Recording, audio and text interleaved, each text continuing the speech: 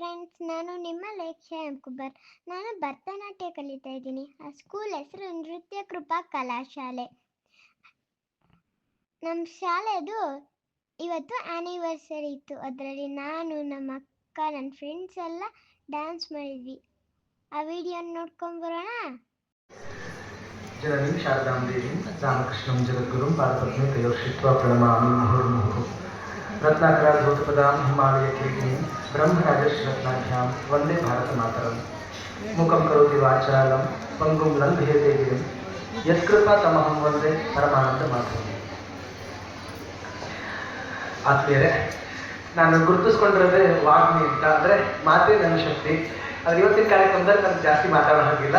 ಯಾಕಂತಂದರೆ ಇದು ಕಾರ್ಯಕ್ರಮ ನೀವೆಲ್ಲ ಕಾಯ್ತಾ ಇರೋದು ಮಕ್ಕಳ ಸಾಂಸ್ಕೃತಿಕ ಕಾರ್ಯಕ್ರಮಕ್ಕೆ. ಹೀಗಾಗಿ ನಾನು ನಿಮಗೆ ರಸಭಂಗ ಮಾಡೋದಕ್ಕೆ ಇಷ್ಟಪಡೋದಿಲ್ಲ, ನಿಮ್ಮನ್ನು ಕಾಯಿಸೋದಕ್ಕೂ ಇಷ್ಟಪಡಲ್ಲ.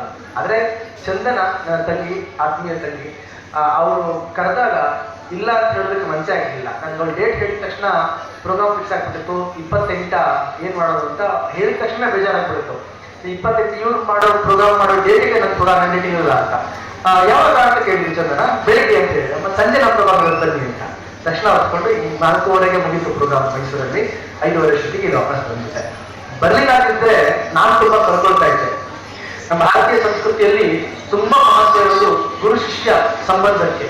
ಸಂಬಂಧಗಳನ್ನೆಲ್ಲ ತಾಯಿ ಮಗನ ಸಂಬಂಧ ಅಂತ ಹೇಳ್ತಾರೆ, ಗಂಡ ಹೆಂಡತಿ ಸಂಬಂಧ ಅಂತ ಹೇಳ್ತಾರೆ. ಎಲ್ಲ ಸಂಬಂಧಗಳಿತ್ತು ಮೀರಿದ್ದು ಪವಿತ್ರವಾದದ್ದು ಜಗತ್ತಿನಲ್ಲಿದ್ರೆ ಅದು ಗುರು ಶಿಷ್ಯ ಸಂಬಂಧ ಅಂತ.